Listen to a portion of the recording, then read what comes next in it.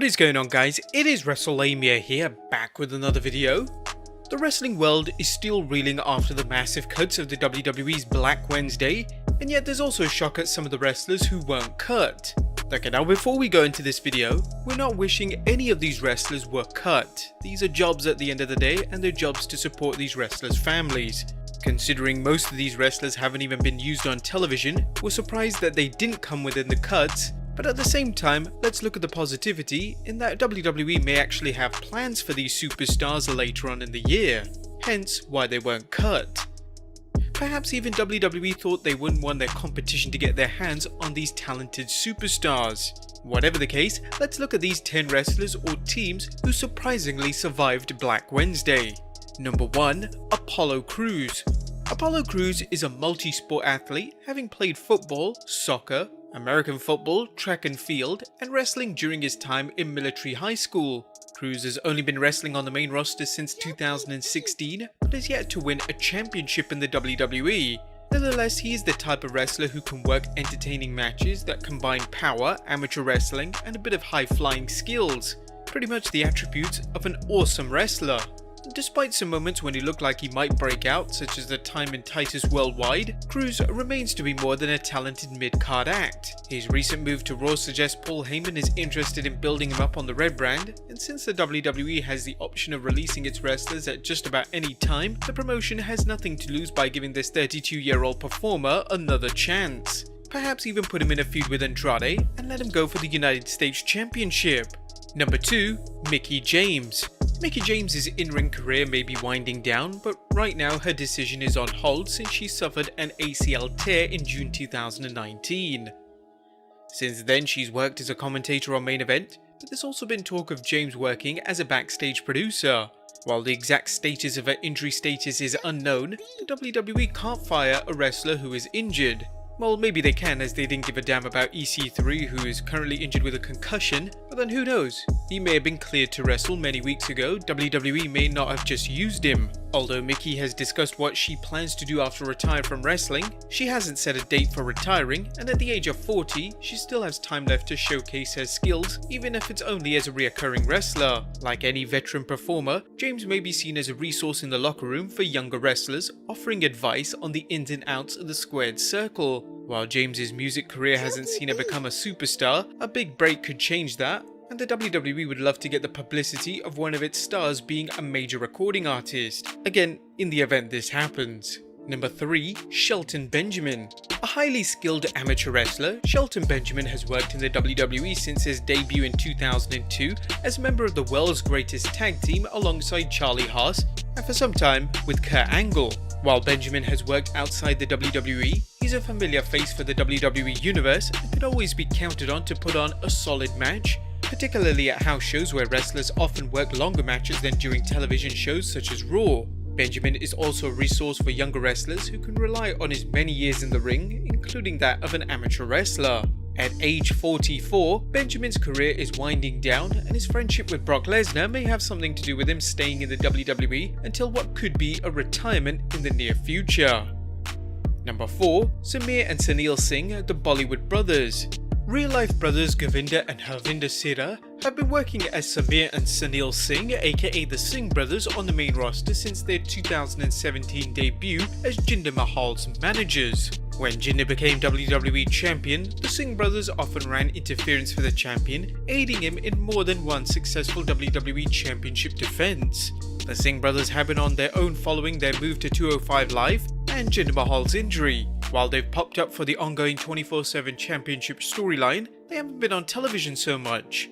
However, that could change when Jinder Mahal eventually returns. That and the fact that the WWE is looking for more superstars to appeal to its growing market in India may be why they weren't released. It's important to remember that the WWE relies on its international market more to make up for the shortfalls in the United States. It's wise to have wrestlers whose fans in other nations can identify with. Whenever Jinder Mahal returns though, hopefully the trio will reunite. Number 5. Bo Dallas. Third-generation superstar Bo Dallas, the son of Mike IRS Rotunda and grandson of Blackjack Mulligan, spent 6 years in the WWE's developmental territories before debuting on the main roster in 2014. Since his debut, he's worked a number of gimmicks, including that of a motivational speaker, a member of the Social Outcasts, part of the Miztourage, and his tag team with Curtis Axel, known as the B-Team. A former NXT champion, his developmental success only translated to one reign as Raw Tag Team Champion and a brief run with the 24/7 Championship. He's certainly talented, but unlikely to break through past the mid-card. The chief reason for Dallas sticking around is that he is brother to WWE's main eventer Bray Wyatt.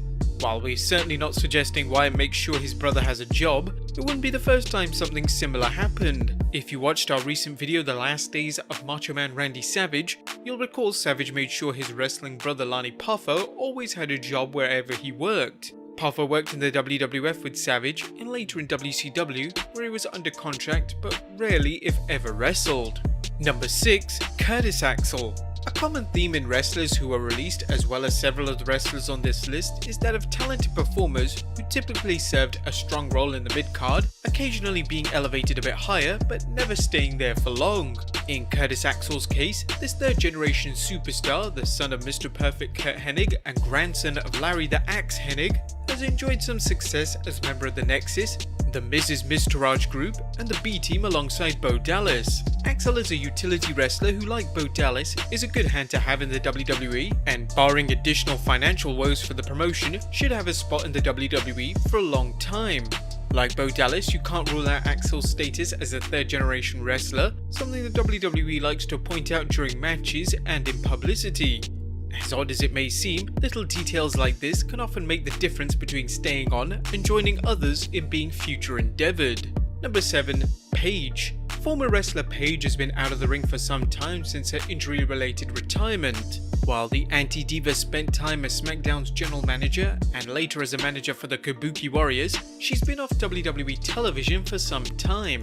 The WWE was keeping Paige on television, likely to promote her biopic Fighting With My Family, but now that that film has come and gone, there's little reason to keep Paige around. While rumours persist that Paige may be cleared to wrestle due to the breakthroughs in medicine, nothing has been confirmed, and unless she does return, it might not make sense to keep her on the WWE payroll. Her biggest role right now is as a contributor to FS1's WWE Backstage show, a role she doesn't need to be under WWE contract for. Barring a return to the ring, Paige's presence in the WWE is a mystery unless she is friends with higher-ups in the WWE. Number 8. Lars Sullivan. If ever a WWE superstar seemed like he'd be a good candidate for being released, it's pretty much Lars Sullivan, whose main roster career has been one nightmare after another. You may recall Sullivan was supposed to work a high-profile angle with John Cena back in 2019 before the Royal Rumble, rumoured to lead up to a match against Cena at WrestleMania 35. However, when Sullivan got cold feet, supposedly, he disappeared from the WWE until things cooled off. Later that year, online comments from Sullivan's past surfaced with various posts reportedly containing racist, homophobic and other offensive remarks. Sullivan apologised and was fined $100,000 by the WWE and required to attend sensitivity training. Lars received a big push but suffered a serious knee injury in June 2019 and has been recovering ever since. Things seemed to quiet down as Sullivan focused on his physical rehabilitation, but in December 2019, the world had learned of Sullivan's past jobs. Of course, we're not going to go into that further, but while there's been no comment on Sullivan's past cinematic exploits, it's possible the WWE might have let him go due to the baggage he's brought so early on in his career.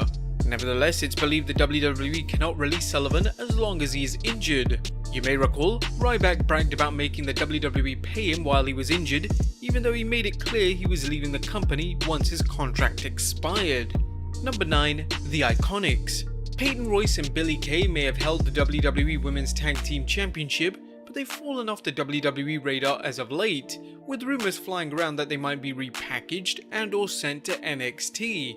The WWE's women's division still seems to revolve around a select group of stars, despite an abundance of talent including the tag team division. Whether it's the women's singles titles or the tag titles, most important programs simply ignore anyone who isn't a member of the Four Horsewomen or Asuka. Thus, it's no surprise the two haven't done anything since dropping their tag titles to Alexa Bliss and Nikki Cross last year.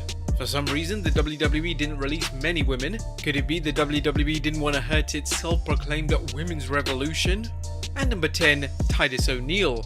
Former Arena football player Titus ONeil has been on the WWE's main roster since 2012, putting in consistently entertaining performances, whether it was his run as a member of the Primetime Players, his team with Heath Slater as Slatergators, or his heel run as the entrepreneur behind his kayfabe Titus Worldwide brand. While his career suffered a setback when he playfully grabbed Vince McMahon during Daniel Bryan's 2016 retirement ceremony on Raw, ONeil was actually supposed to do 90 days, but it was reduced to 60 days after a social media meltdown against the WWE. McMahon seems to have forgiven ONeil for the incident, and while there are other equally talented superstars on the WWE roster, ONeil's well-documented charity work may have saved his job as he gets considerable publicity for the WWE. But there you have it, 10 wrestlers or teams who surprisingly survived the cuts of Black Wednesday. Are you surprised by any of these names? Let us know in the comments down below, subscribe if you haven't already, follow us on Instagram and Twitter, and I'll see you next time with some more wrestling content.